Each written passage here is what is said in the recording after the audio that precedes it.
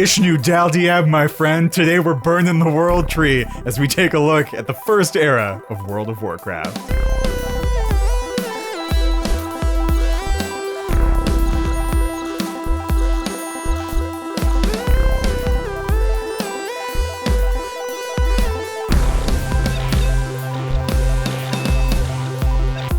Andre, hello.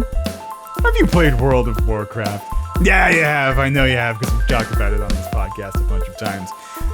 That's the only place I know it from because we don't communicate in real life, of course. Our friendship only exists on mic, and Indeed. That's it. But yes, I have played World of Warcraft, and I think we're going to talk about how we both came to the series this week, and how we, I think, fell in love with the game. Yeah. And how it shaped, I mean, for me at least, where I am today, or how I play games today. At this era specifically, for WoW. I mean, It's just like we could record like 11 podcasts just about World of Warcraft, but yeah. And we may. And we may already have done so with how much we've talked about it on CTG Weekly. But this time we're going to talk about it in a bit of a different way. We're going to talk about it in the Have You Played way, where, you know, how did we come to this? What did this game mean to us? What is its personal legacy on us as people and players? Because it has one. But first, I think we should talk a little bit about how we're structuring, how we're going to approach World of Warcraft, because it originally came out in 2004. It is old as heck. It is a super old game with a ton of expansions, and it has gone through a few different eras. Now, the way we're going to think about this game, and we're going to split it into eras, we're not splitting it the same way the official documentation splits this into era. They believe that the game is in 3 eras overall. It's definitely 4. And we're going to start in era 1 here, which is the base game, the first expansion, the Burning Crusade, and the second expansion, Wrath of the Lich King. To me, is the first era of World of Warcraft. And then things go off the rails. I would split it the same way, and I feel like the eras, for me at least, correspond to very specific eras of my life and where I was at with games and when I got to them. And they sort of track, I think, like the end of my adolescence to where I am now, which, you know, you can split into 4 parts. I see it a bit differently. I think that each of the eras have very different kind of design philosophies and kind of like subdermal mechanical elements in the game that are pervasive across all the expansion splits. And we have now most recently entered into the 4th era with Dragonflight that has come out. But I don't want to get bogged down in the eras too much. Don't be too upset if we're not splitting them the same way Blizzard splits them. I am fairly confident that I can make an argument if the day comes where I need to, that it is in fact 4 eras of this game and not 3 that we're at right now. But you know, we're doing this for our own purposes, even though I think we're right about how we're splitting them. Mostly, I think for readers, for listeners, you know, take it in the spirit that we love World of Warcraft so much, we would like to dedicate multiple hours of the podcast to, instead of the amount that we get to usually dedicate to a game or a franchise.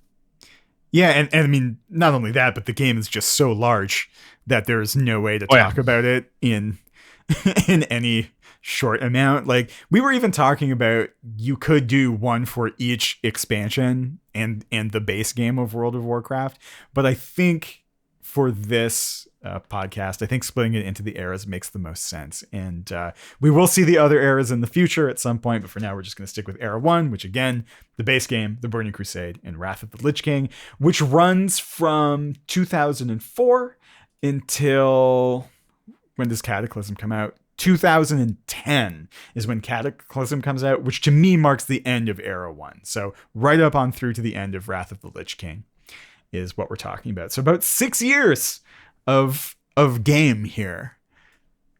Yeah. Well, Where maybe do you go you ahead. came ahead of me in terms of when you found the franchise.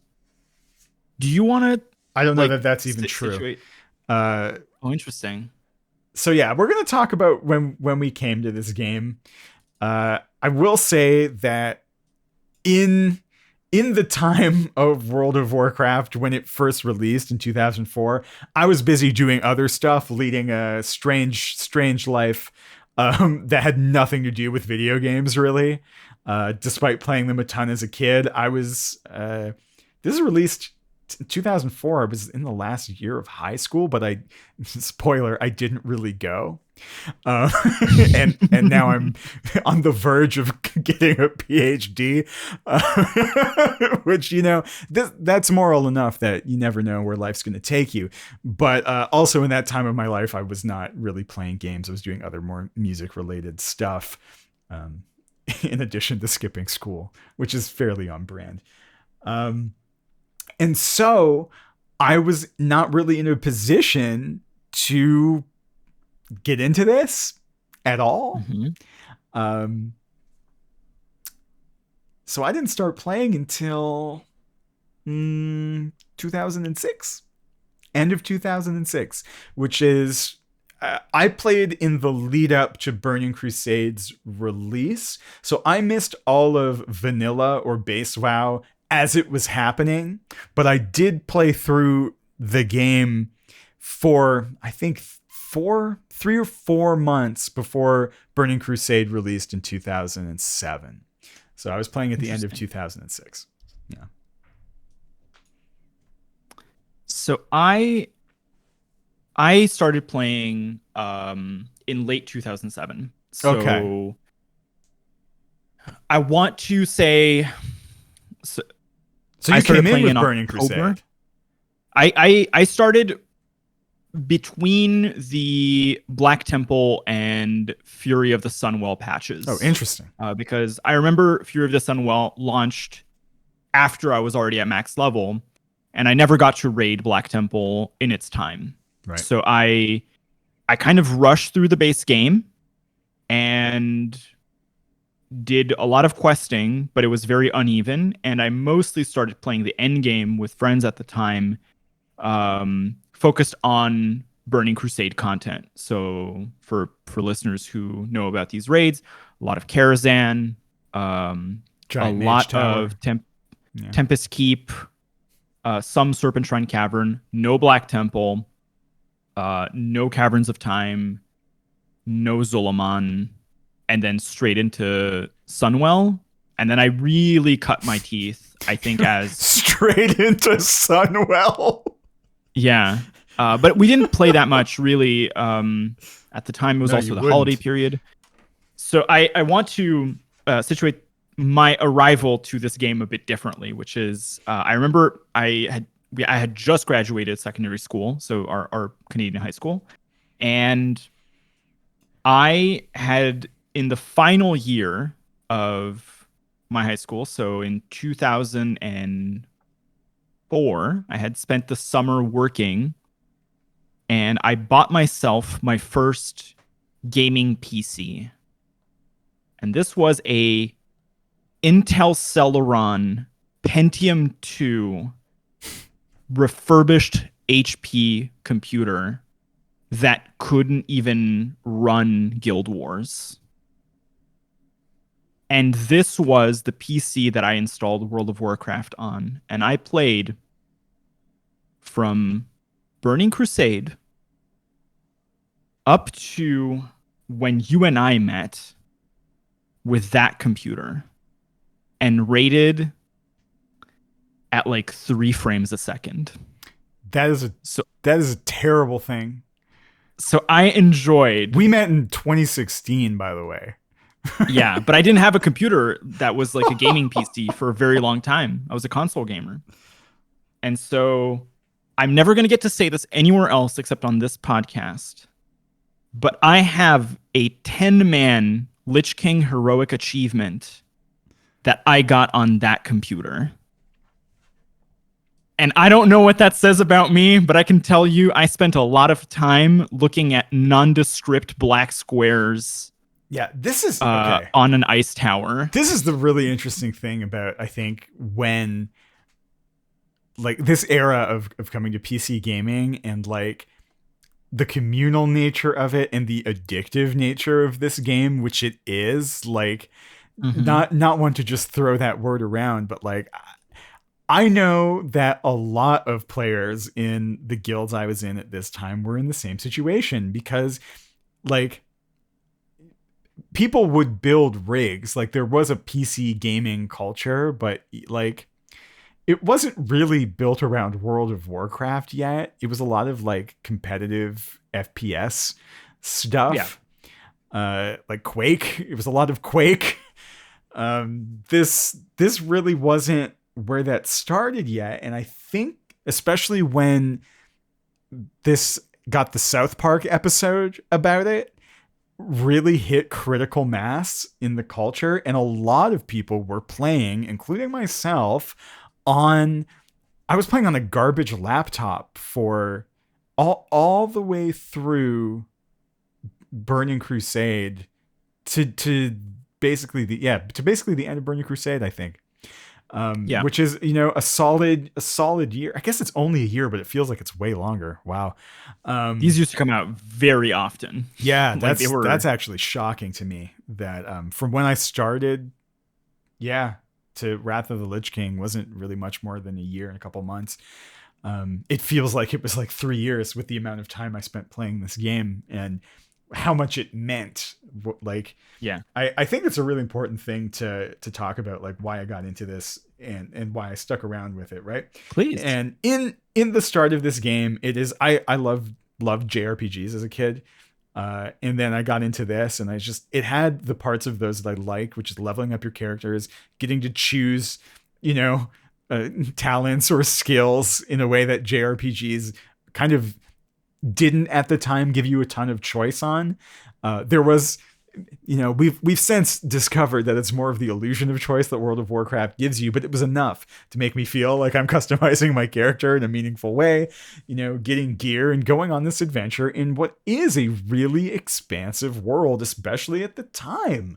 It is like, wow, there is just stuff everywhere. There are weird creatures everywhere. I don't know what's going to happen next. And this was the first place that a lot of players, including myself, got, where the dual faction thing, you had, on your squad a whole half world of people on your side. And then at a certain point in the game, you walk into territory that is inhabited by both factions in the game, and you can just hit each other. And so there's this other element that's here as well, where it feels or felt, it feels a bit artificial now, given that we are 20 years later. But at the time, it felt like, whoa, this is a really lived in game experience. And like, I don't think I'm ever going to uncover everything that is here. And I kind of want to spend a lot of time in this world. Now, at the same time, especially in Burning Crusade, there are things like daily quests and stuff you have to do, and you're being habituated to these really addictive patterns that you're not realizing how they're making you want to keep playing every day. But, I think if we just think of the exploitative aspect of the game, Yeah. that we've really come to attach ourselves to, especially in like the mobile, post-mobile gaming. We're post, but we're in it still. Where that kind of design has really shown us that like we are being exploited and conditioned in a severe way with every game that we play. I think that takes away some of the magic of what World of Warcraft was, how big it was, how adventurous it was, and how communal and like sociable it was at a time when things like MSN Messenger and ICQ as well, where you would meet rando people on these messaging services. That was just a part of communication and life at the time too, in a way that I think isn't the same anymore. And this encompassed all of those things. And so if you were growing up at this time into games, into that weird transgressive cyber world, like this checked a lot of boxes. And I don't think it was all totally exploitative either. Like this game, especially at the time, was made with love. I don't think it was made in a rote way. It was very exploratory in the way things were designed, and stuff was janky and weird, and it wasn't all figured out, and it didn't all make concrete sense. Some stuff was obtuse in a way that I think the game for a long time later had gotten dumbed down. But the magic was that in like the world that we live in is also imperfect. I've talked a lot about this with Elden Ring as well, where like there's an authenticity to how not clean parts of this are, to how meaningless some of the quest chains are, to like you're expecting this to take you somewhere and it doesn't, but it just kind of peters out. That feels a bit more real and true and is part of the adventure that got me in the door. What got me to stick around was rating, though, and we'll get to that in a second, unless you want to talk about. Yeah, I mean, I feel like I have a corollary to the way that you felt about this, because I had spent a lot of my late high school on the outside looking in. So to reiterate, I also had I had a bad computer, but I also played this game on dial-up, which is it's brutal. Like that I think is even more remote for people to imagine, that in 2007 I was still on dial-up where I lived. And a lot of people in my high school had been playing this since 2004, and there was a whole thing of like, I can't go out Friday, I have to raid. There was like this, you know, the memes that South Park made satires out of was kind of real. Like I did see that, where people were organizing their social lives around this, and I didn't really have a lot of disposable income at the time. I was starting Cégep, which is like our pre-college institution, and my friend Vincent, shout out to Vincent, got me the box set that had like base game and Burning Crusade in one as an early birthday present, and he was basically like, get in, loser, we're going raiding. Yes, he was selling you drugs. Yeah, pretty much. Yeah. I made the joke that like, you've got me cocaine for my birthday. You know, I would like to say that I eventually dropped out of school because I was playing World of Warcraft so much. And then I started working at Future Shop, which is was bought out by Best Buy. And I called a month ahead of time to set aside one of the collector's editions for Wrath of the Lich King, which I'm actually physically looking at right now. And I was going to take a week off when that expansion came out. And my boss, a day before the game released, told me that his friend, who also worked in the store, had to take a week off, so he couldn't come into work, so I had to. And the next morning, I drove from my parents' place to work, 40 minutes away. I got in, I paid for my copy, and I literally walked out in front of my boss and quit my job so I could play Wrath of the Lich King. And that's how I quit my second job. And so I feel like for the period ranging from late Burning Crusade to some part of Kata, this game really dominated my entire life. Like I built my life around World of Warcraft for a 2-year period, which is not a healthy thing to do, I'm going to be honest. And it took some figuring stuff out and finding out that I was using WoW more as a coping mechanism for other stuff. But it was communal, and everyone I knew was on it, and every social evening was World of Warcraft, and it was raiding or doing PvP or just hanging out, just being on TeamSpeak at the time with the horrible warbles whenever somebody would use their push to talk button before we had persistent that's Ventrilo. Yeah. It was Vent, yeah. Yeah, I used Vent. I was never on TeamSpeak. So there's like this period where I think you're right. Like it did have the impact that would critique a lot of these service games for having on people, but I didn't see it that way at the I time, don't think and many I didn't people did. experience it that way. And it, I think it was supplemented by the fact that like there were 12 million people playing this Yeah. game when Wrath was out. This was the game. It had every server was full when I started playing. Like I couldn't find space that I could play this game in, and it was just what everyone I knew was talking about was this and Magic the Gathering. Yeah. And When we had some extra time. I would say too, like chats on most servers, even I started this game on a dead server, quote unquote. The chats were alive, the guilds were alive, like the server culture, because now there's weird cross server stuff. Server identities are a bit muddied in a way. There are still some servers that are like notorious for certain things, but like back in the day there were server identities and really strong guild identities, and you would know every guild on your server.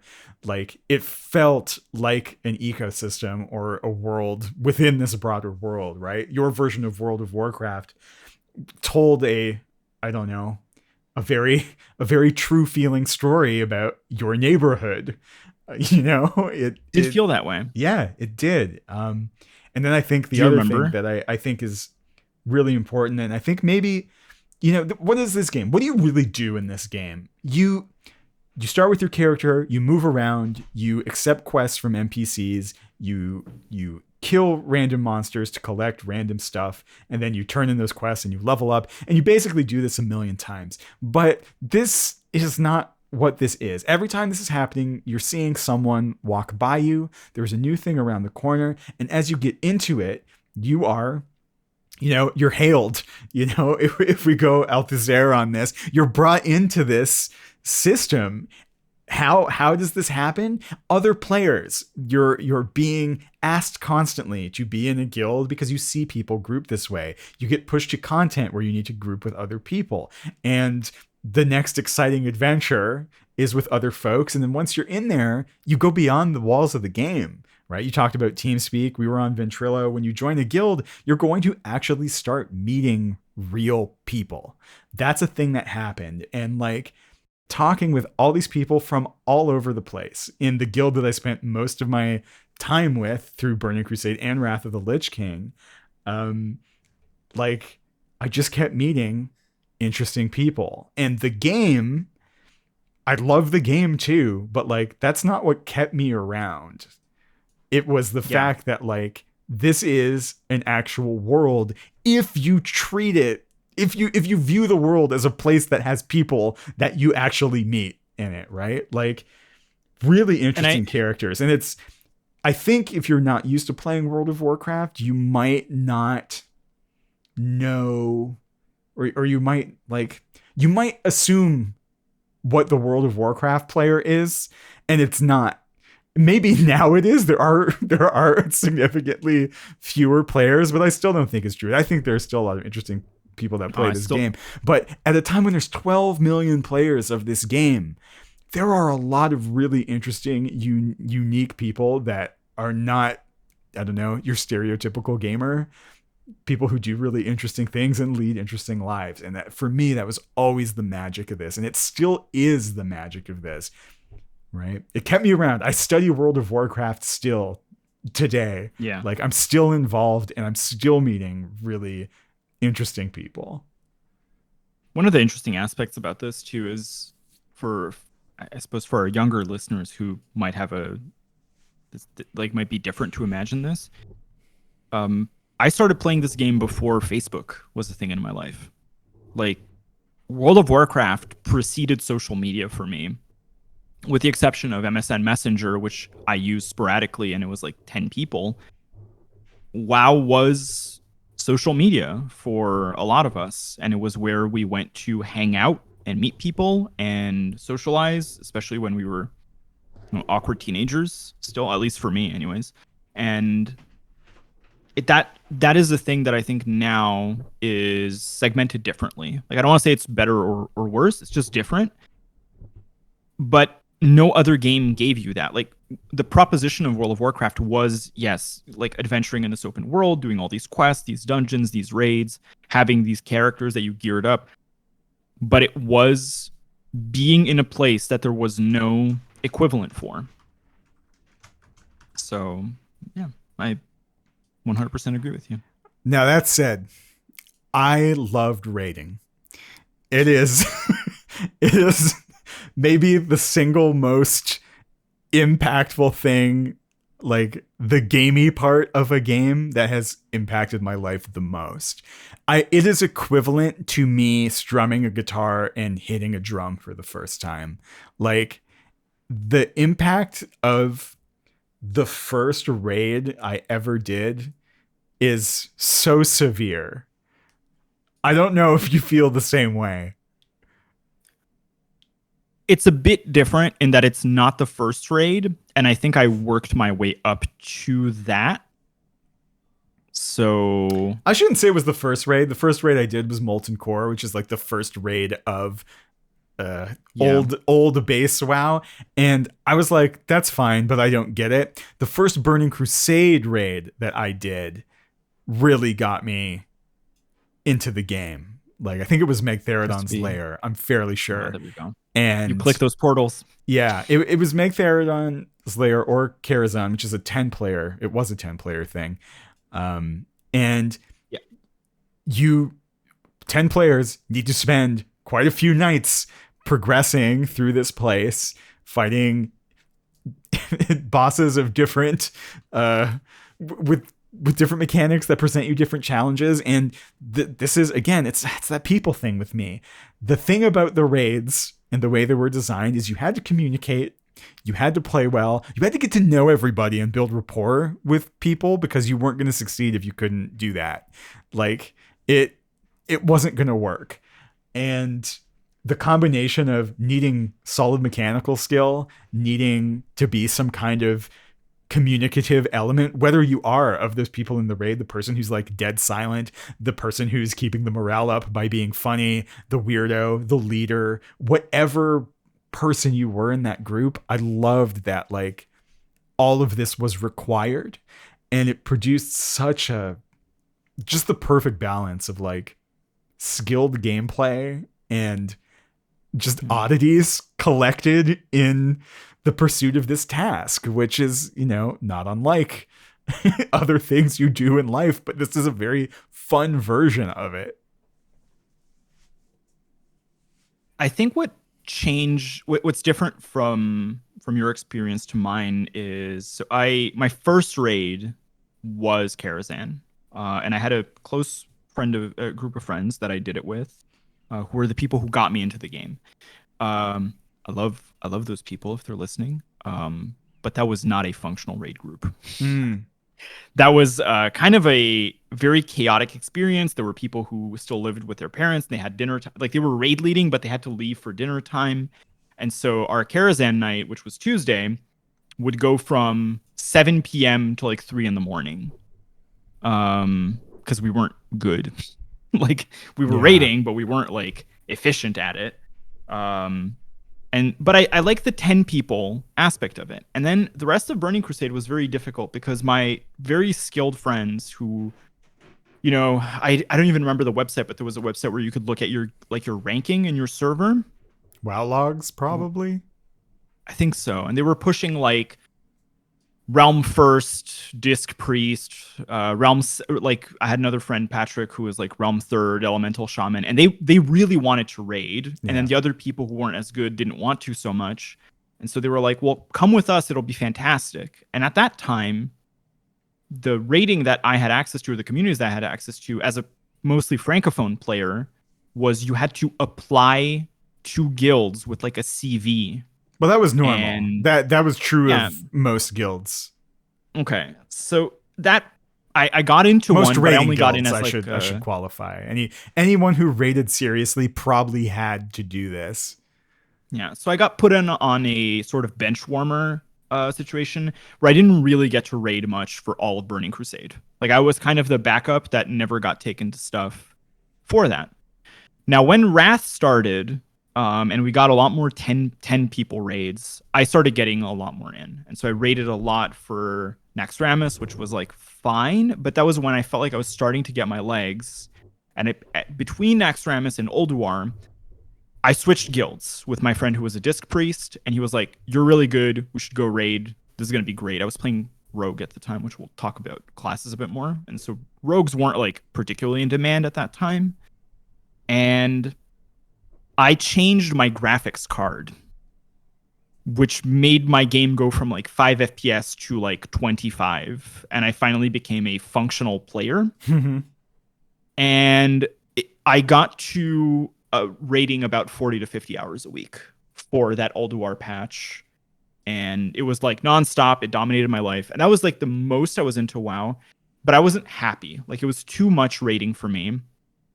And I felt like my guild ran my life. Right. Like they kind of decided what days I got to take a rest, what happened. And so that was also the year I went back to college in the summer following Ulduar. So I quit WoW and I kind of restructured my life and I moved into a dorm I had like a big apartment and I had my own room and I brought my PC to work on, but I was alone. I was in a small town and there wasn't much to do other than to play some games.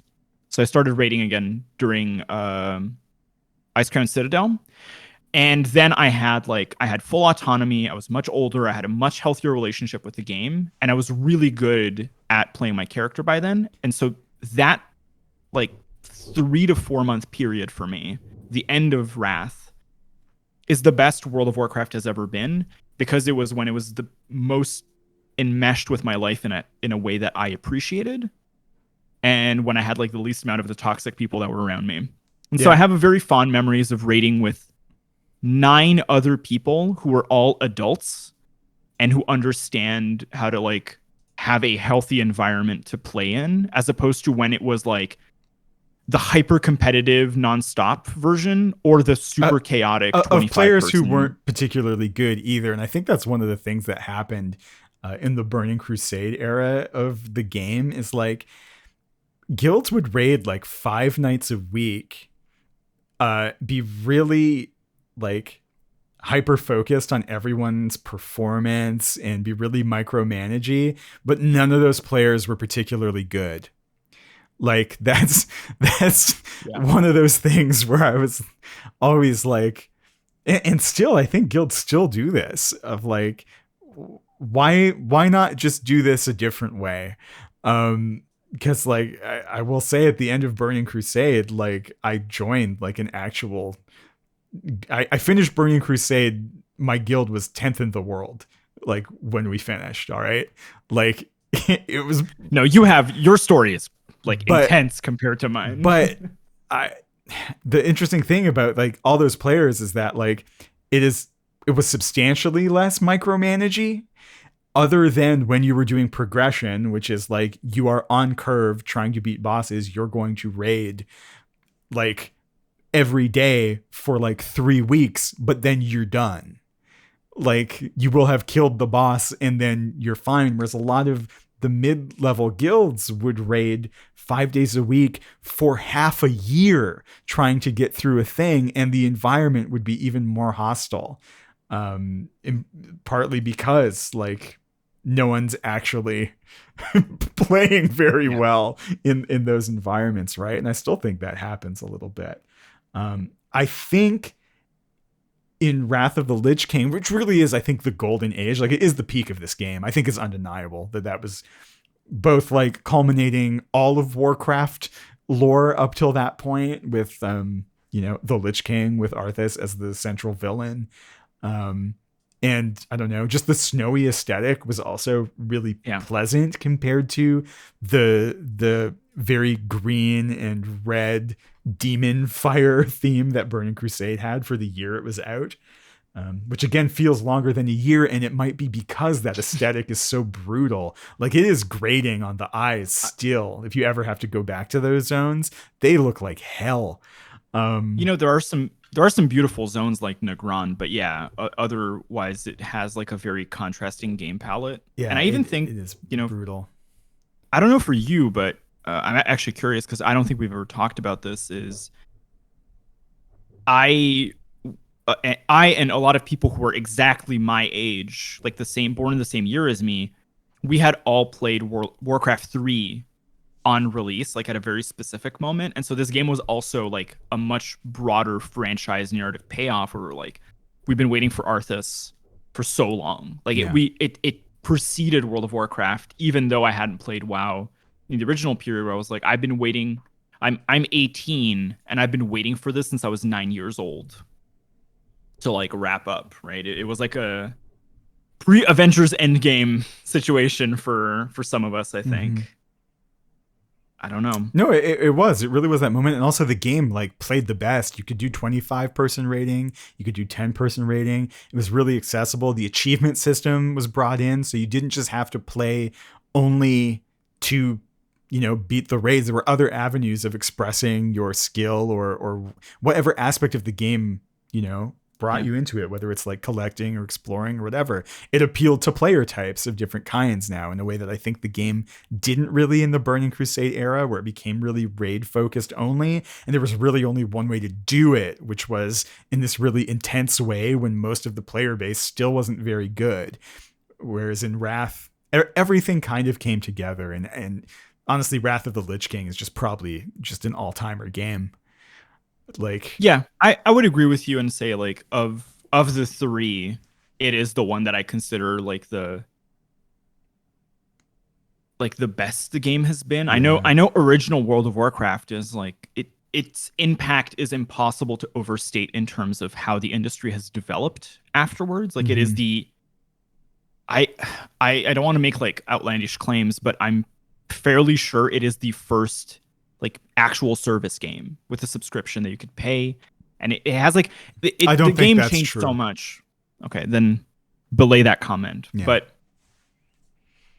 Wrath, I think to me feels like the fully realized form of the game, with all the systems that came into play, and that's not fair to the people who worked on the previous expansions, but that's how it No, feels, it really or does how I feel that remember way. it. And I think that's really an interesting point given what happens next. And maybe in terms of like this narrative we're building before we'll get into some of the segments we're going to do on this, is like there's an interesting ellipsis that happens at the end of Wrath of the Lich King, which is it takes a much longer time for the next expansion to come out. Like there's a huge chunk of downtime between the last bit of content that's added to the game and the Cataclysm expansion. And then Like a full year, right? it was a really long downtime. I think it's pretty Yeah. close to a year.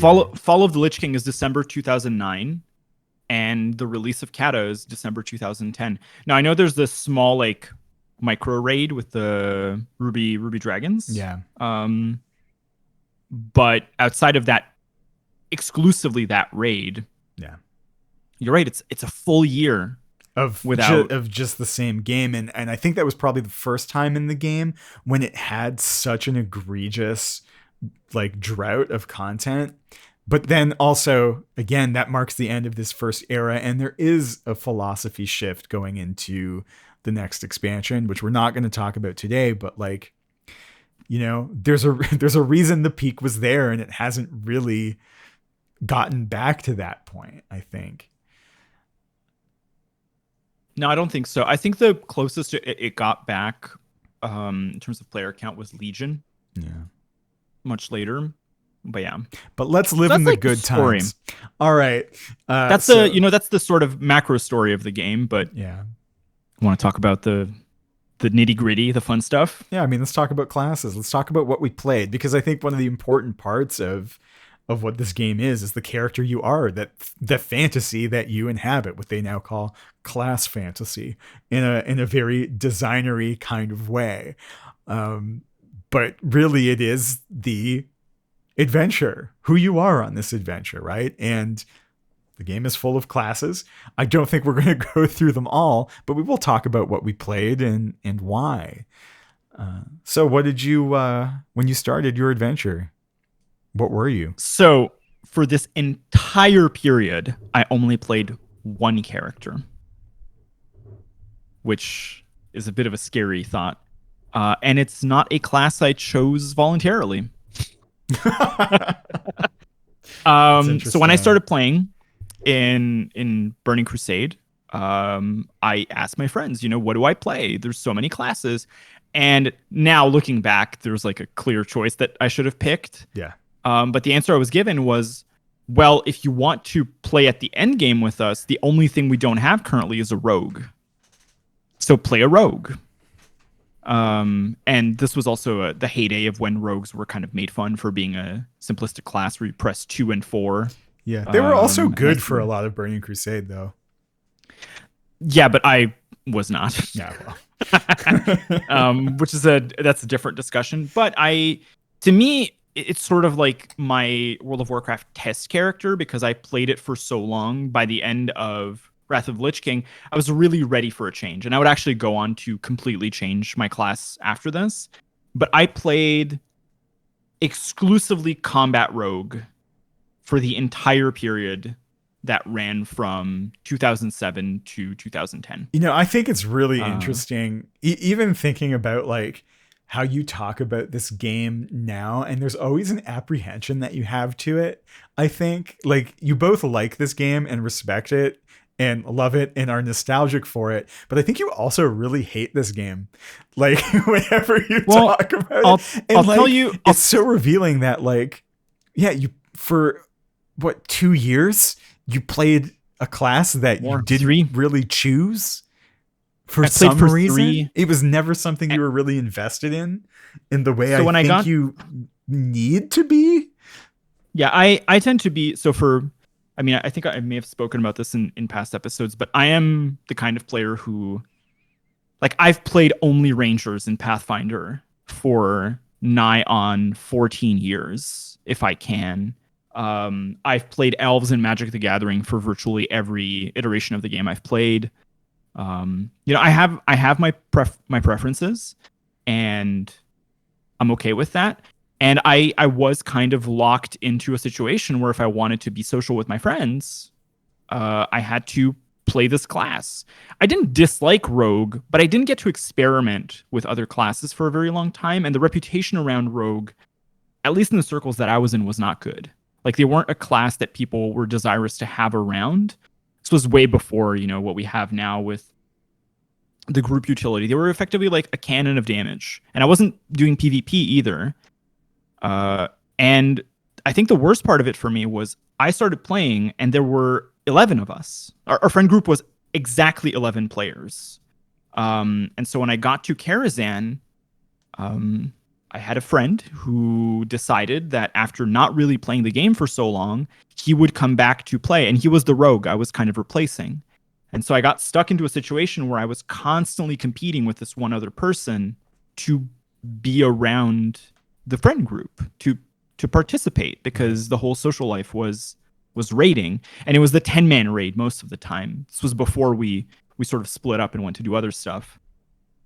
And so those early years, and why I speak about them, I think with some reticence, is because I felt like I was playing in a pressure cooker for like a year and a half, 2 years time before I got to the end of Wrath, when I was living by myself in a completely different guild on a server on my own.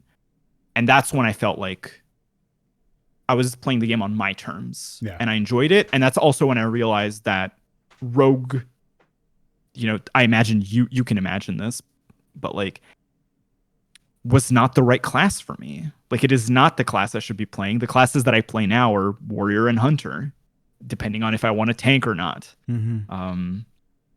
And so it felt like a very intense time. I was also asked to be the blacksmith and to gather materials to craft other people's shit for them for Burning Crusade, which, if anyone is curious, that's what we call unpaid labor. But that era of the game had a lot of unpaid labor. Like, there was a lot of doing that kind of thing for other people, especially in the guild. But if you ran a guild, you also got to siphon funds. So it really was. So your class was Guildmaster. Economic system. I was an officer for most of Burning Crusade and Wrath, and I made a lot of gold. is all I'm gonna say. Um, So what did you play? What was yeah, so your I came entry I into the came into the franchise? game as a druid because I like the idea of moonkin. Well, what a moonkin is a fat owl that shoots light from the moon. Um, and that's a thing that a druid can turn into, because a druid is a shapeshifter in World of Warcraft. And I just thought it was hilarious and amazing, and kind of cute in like the hideous way, where it's not really cute, but it is. And so that's what I played most of the game as I was leveling. Now, through the Burning Crusade, Moonkin wasn't really a viable thing to play in groups. And so, like many a druid in the Burning Crusade, I became a restoration druid, which is a healer. So World of Warcraft's group content is based upon the Holy Trinity system, where you have a tank, something that attracts the monsters and the monsters hit, the DPS or damage, things that hit the monsters, and then the healer, a thing that heals everybody. I was a healer for a really long time. Throughout all of Burning Crusade, I was a restoration druid. And I was pretty good. But it was Should be also a noted. thing that's easy to be good at. It was a very, very strong healer throughout that expansion. So I had a very comfortable time. It should be noted that healers are kind of a thankless job sometimes, and so See, I think they are now a lot of the time. I think back in the day, and this is one of the things about Era 1 that I really like, even though I'm not a healer anymore, I think there was a lot more appreciation for folks who did those shit jobs. Like tanking as well, I think, is a pretty thankless job, and it's a high pressure job. Because, you know, if a DPS makes a mistake in most fights, it like they look like a fool, but they don't waste everybody's time. If a tank makes a mistake, you really are wasting everybody's time. And I think to some degree, most players, at least in the guilds I was in, but I think this was true in group content as well, folks were way more forgiving to those roles in general, and way more appreciative. I mean, certainly for me, I was asked to go everywhere, and no one gave me shit, even if I let somebody die, which was rare, but it did happen. Like, let's be honest. But yeah, I don't know. That's something happened, right? Like, I mean, the player base changed. Like there's a whole new influx of people who play WoW. There are people who didn't start playing WoW until the third era of the game, right? And again, games like League of Legends came out and really changed the way we talk about each other as we play games, which is a thing that happened and then feeds back into WoW. Like there was a huge cultural shift with the release and the mainstreamification of that game as well, and like this feedback loop, and then Twitch as well. And I think there was just in general a different vibe that I think was really cool, and something that couldn't be returned to. I mean, there was like this idea that classic WoW, which came out and has now replicated, or it's close to replicating, the full cycle of Era 1. And one of the things that I see come up about this a lot too is that like it can't be done.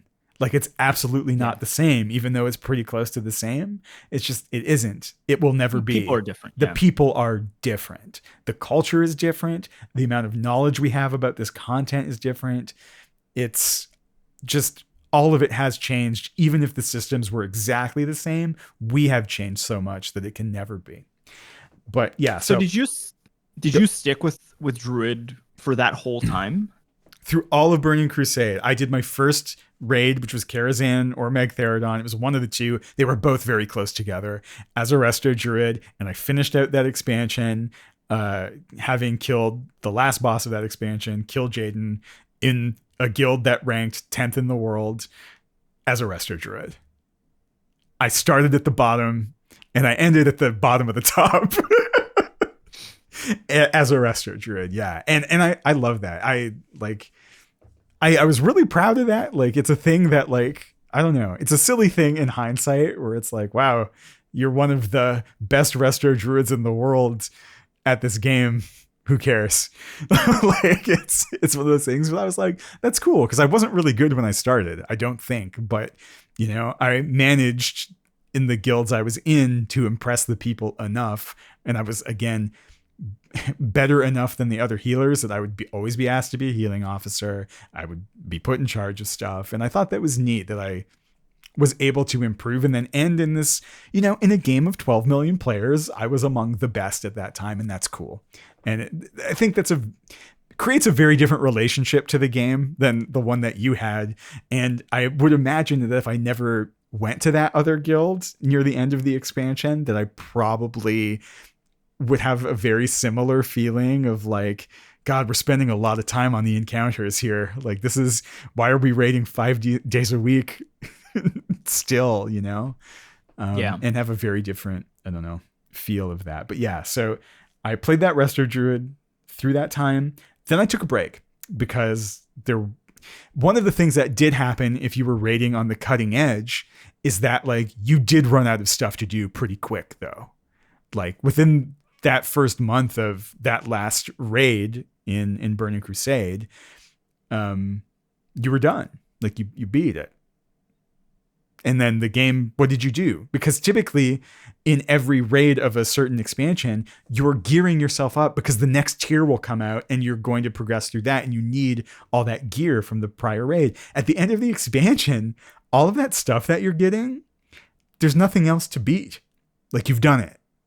And so I lost a lot of motivation. And then when the next expansion comes out, everything kind of resets. So there's no need to keep playing. From that point of view, you can play to socialize, but I think a lot of people in that guild, especially, were tired, and so I didn't stick around with them. I had some personal questions about some of their policies that became more apparent over time, where I was like, I don't think this is the place for me long term. But it was nice to at least say that I played at that level, which was cool. And then I started again as a Resto Druid in Wrath of the Lich King. I got some of the old crew back together from a prior guild. They were on a different server, and so I followed them over. And then, I ended up switching to a Moonkin for a while because it finally became viable. And then I switched classes entirely midway through Wrath of the Lich King, and I played an Arcane Mage until the end of Wrath of the Lich King. So during Era 1, I was only two things, really. Resto Druid, a week of Moonkin, and then an Arcane Mage. That 1 week, though. It was okay. Fantastic. It was fine. Yeah. Yeah, so I mean, okay, so this is our experience of the game, right? Which is, I mean, we've been on this for a while now because the game is so large. And how we approach the game. But thinking about, trying to give some games criticism to the folks listening to us.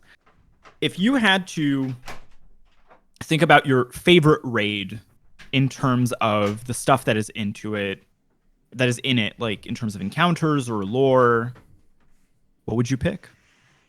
So I have two.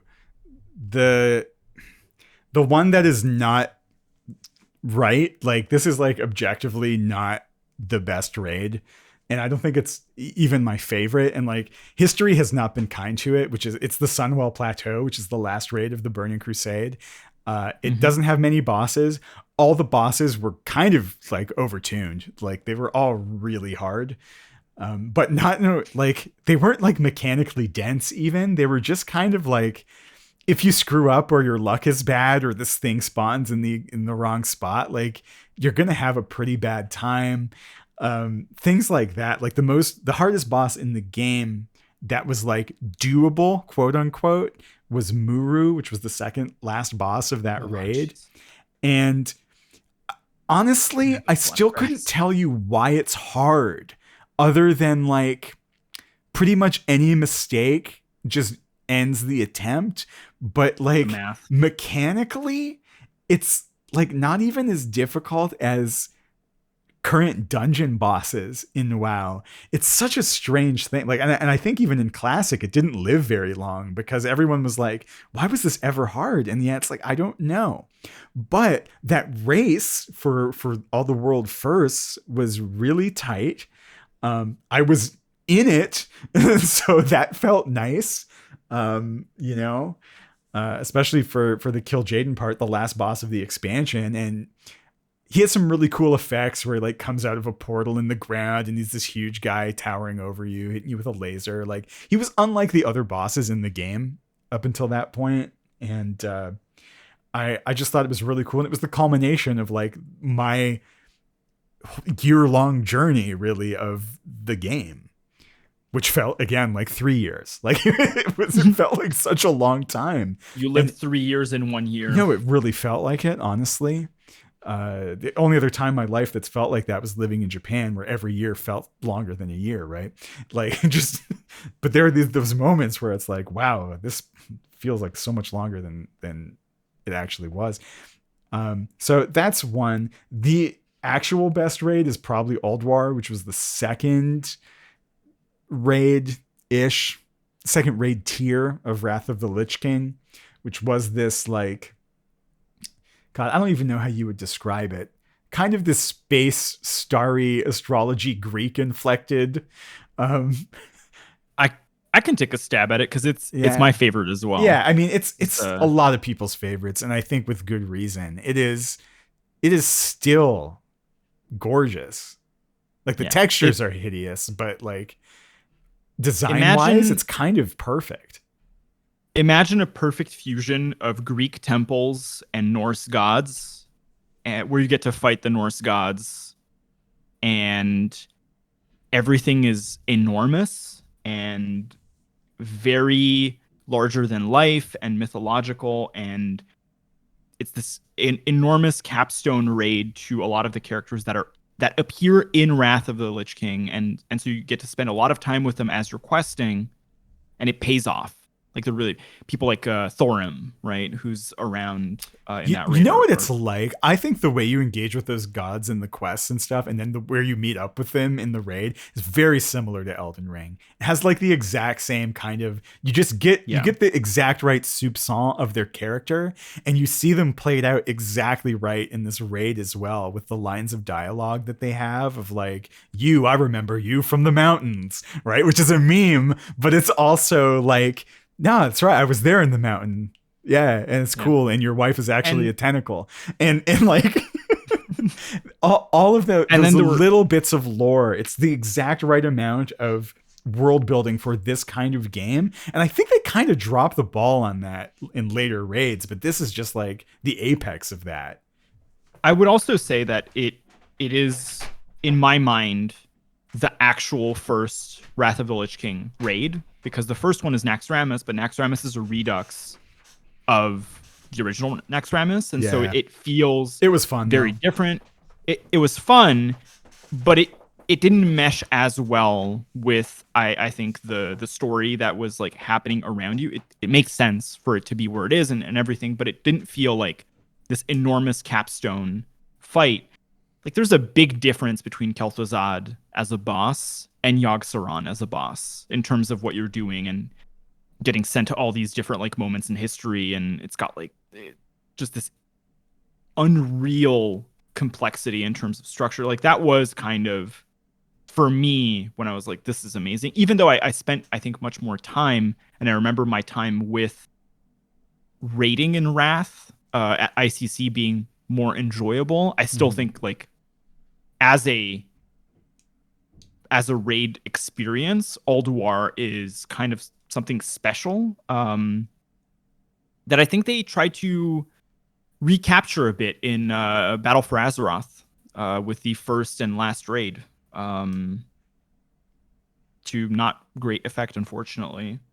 I wish those were a bit better, but this raid was amazing. One of the things that they managed to do with Era 1, and I think this is even true of the first raid of Burning Crusade, the 10-player raid Karazhan, which is like a wizard's tower. You start at the bottom and you work your way all up to the top. And like as you go up to the top, you get more demonic presence because that's what has infiltrated this tower. It's like they did so much with so little. Like the technology was not there at the time to really make all of this in the way they really wanted to. And now we're there where you have the ability to have these really high definition zones in this game where the graphics are still dated, but like they're not that really. Like a lot of this stuff is updated and looks pretty good, but there's something with the way they used what little they had that was somehow so much more effective. Not just effective, but affective. Like, man, you felt differently at all those old janky bad textures. It was just all arranged perfectly to really give you this sense of like awe and like adventure. And something in the present, although I will say that I am feeling a bit better about how they're handling the current uh, uh, stuff that they're doing. But between Era 1 and now, despite all the improvements, despite the scope and scale of the game, for some reason they lost that part of the magic, the Aldwar part, even Ice Crown Citadel, which is the technically not the last, but it really is the last raid of Wrath of the Lich King, felt so much more special for some reason. Like I don't know what they were missing since then, but something happened. I don't want to say that like they were less creative with subsequent expansions, and we'll talk about it when we do Era 2. They are, I think, in some ways very daring in terms of how they approach the universe they've built.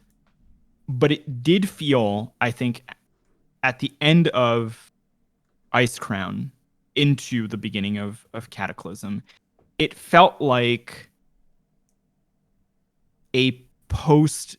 It felt a lot like Marvel feels now, where it was like there are new stories being told, and many of these are interesting in specific ways. But it felt like we're resetting a story that's been going on for 10 years. The big looming villain of the franchise has been dealt with, and there are other big villains, but this was the one that people had their sights on for a very long time. Yeah. And it felt like everything going, part of what you talked about with the original World of Warcraft into Wrath is the game was highly experimental up until Cataclysm. Like, there was a sense that every, like the Flame Leviathan fight in Ulduar is the first time we had a vehicle-centric raid boss, and it felt really different.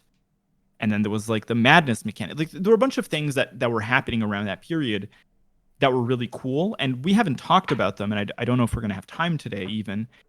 But all of these raids were often supplemented by a grouping of dungeons that like built up to the mechanics you were going to see in the raid, and the dungeon offering was very, very strong throughout. Like I can't of those, like the first two expansions, especially, like the dungeons are very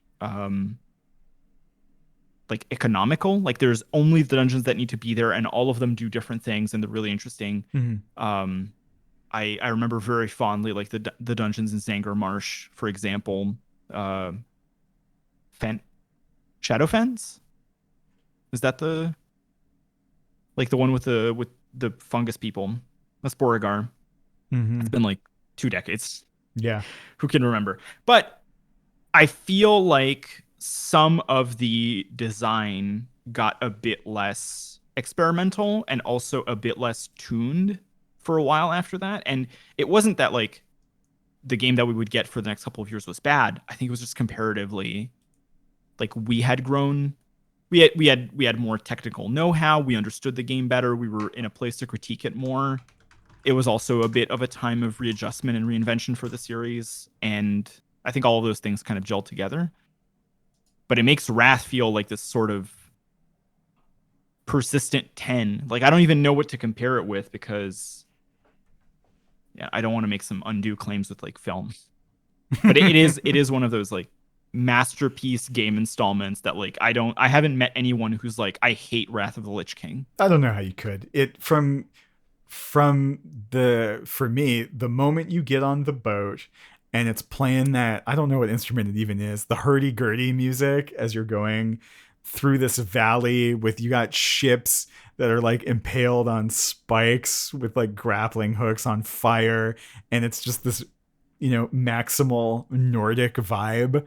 Like from that moment to when you beat Arthas, it is just like the whole way through. It's a ride.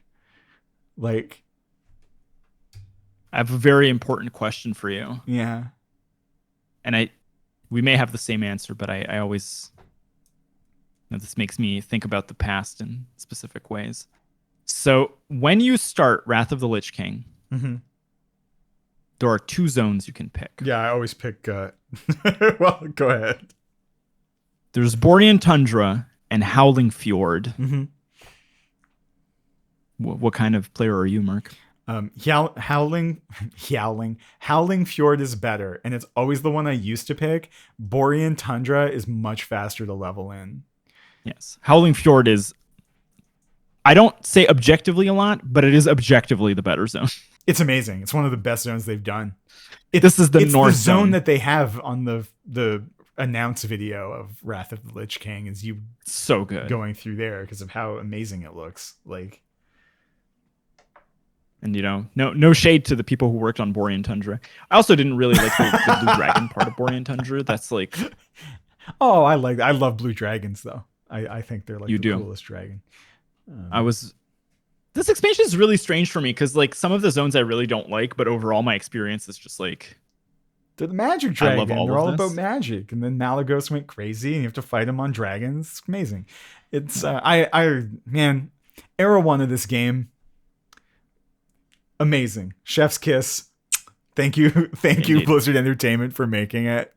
And I do appreciate that you have continued to make this game, despite you maybe not making it in the way I or anyone I've ever met is super into you having done. But Dragonflight, it's looking like a promising start to this new era. The last thing I think we wanted to do, given that we are nearing the end of time, is you proposed a segment in which we decide which astrological sign each of these expansions is. Correct. Or not just expansions, base World of Warcraft as well. I think that's where we're heading with this. And okay, by the time we get to like the new era, maybe there will be 12 installments. And, that's right. We will have completed the circle. Okay. Base World of Warcraft. My personal take on this, and I am not biased as the star sign, is that base World of Warcraft is the Capricorn of the expansions. It's the goat. It's the goat, and it's also slow. It methodically takes you through the game. You're slowly ramping up like a goat on a mountain. It's all about slow, steady progression and taking your time, but working towards goals. And it's at the core of this game. That would be my my suggestion for base World of Warcraft. I will allow it because I only know my own astrological sign. I don't know it so well, so it's gonna be good. Okay. What do you feel Burning Crusade is like? Burning Crusade is probably a Leo or a Taurus. Leo is what I was going to go with as well. Yeah. Very self-involved. Mm-hmm. Very, I'm the star now. Like we did it. I'm the best. Look at me. Also, all Blood Elves have strong Leo energy. No, it's true. Yeah, I mean, we both kind of were thinking that, so I think it has to be like, if your gut says it, and yeah, Burning Crusade is 100% a Leo. Wrath of the Lich King. This is interesting.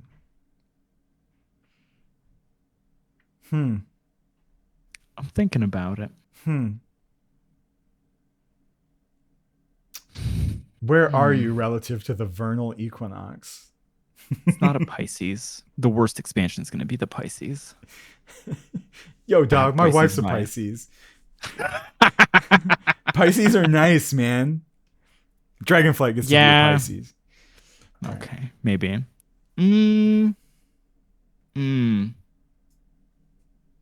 How do you feel?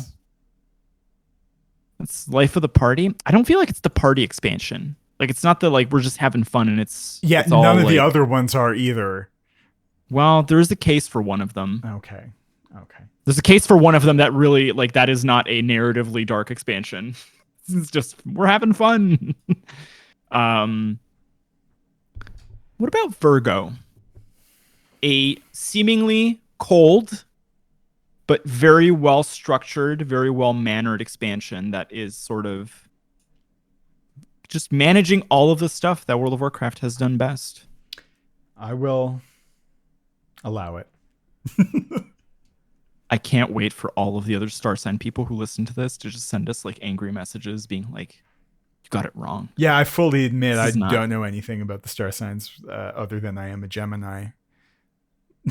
That's It's a wonder that we're friends. well.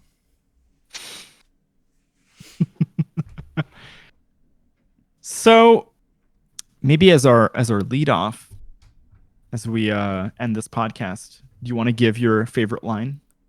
I have one too, for once. Oh, my favorite line. My actual Or a favorite line. line is Terran Gorfiend in Black Temple, where he is the first Death Knight, and you, as you're walking into his room to fight his ass in this really weird fight where you have to pilot these little bone guys to kill ghosts, he says, I was the first, a lot of time has passed and I have a lot of catching up to do. And the way he says it, like that fucking delivery with the Black Temple music and the aesthetic is so fucking good. I always love that line. It was my favorite for a long time. I'm going to go with a line I heard so many times that I thought I was going to hear it until the day I died in my nightmares. The menagerie is for guests only. Which is the curator in Karazhan's opening quote. Yeah. I like that you gravitate towards the one that tormented you. And I'm like, I just thought this line was so good. I form really unhealthy associations, don't I? I just love that Terran Gorfiend's line is the most like, he's not even going to tell you how badass he is. He's just like, just so you know, I was the first one. Like the Liam Neeson of Death Knights. He's just like, I have a particular set of skills. And then he proceeds to use none of the skills that Death Knights use in the lore of the game. He's a terrible boss, but the line is good. That's World of Warcraft Era 1. Thanks games were for good. sticking. Yeah, thanks for sticking with us, and hopefully you also have fond memories of World of Warcraft, and eventually we'll get to Era 2.